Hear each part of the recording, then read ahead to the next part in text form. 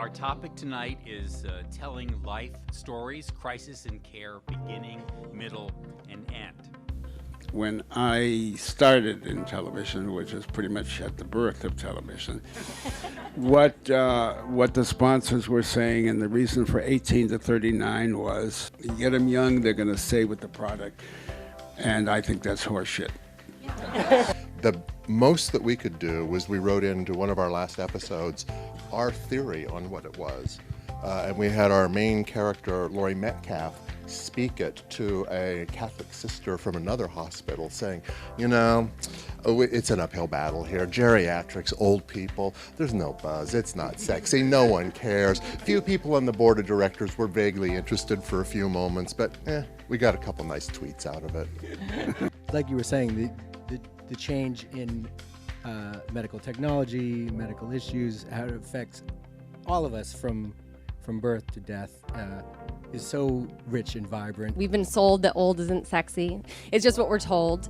And I think that's a problem that we're facing as a culture. And I think we've just been sold these same stories. And it's like you need to be young, white, and rich to be on primetime television. And it's not true. Getting on for us was a chance. We thought, if we do this funny, if we make it safe for people to come and die, it was a privilege to be with them. It was like, wow, you know, this is really living. What's interesting about Grey's, I think, is that Shonda loves old people. So, like, sometimes literally we'll picture a story about cheerleaders, and she's like, what if they're old? And it seems in these streaming situations, they're wide open for anything. Immigration right now is an incredibly hot button issue. Are the networks totally okay with talking about immigration, mixed status families? You know, are they trickier to tell? Do you have to dance around certain issues, or is that all kumbaya and good to go too? We wanted to tell a story about somebody who came in with a tumor that looked like she was pregnant and like a child. And we're like, okay, that doesn't happen in America. How could we make that work? So, you know, it became somebody from another country, and then how could we make it get that big? You know, how would the mother not be that negligent? And then it became, okay, maybe she's undocumented, maybe she's an immigrant, maybe something's going on there. I think that it's all about how it's done. And so I think as long as you have it built in authentically to who your characters are and the story that's progressing, and you keep good pace and keep it entertaining, that's really what they care about.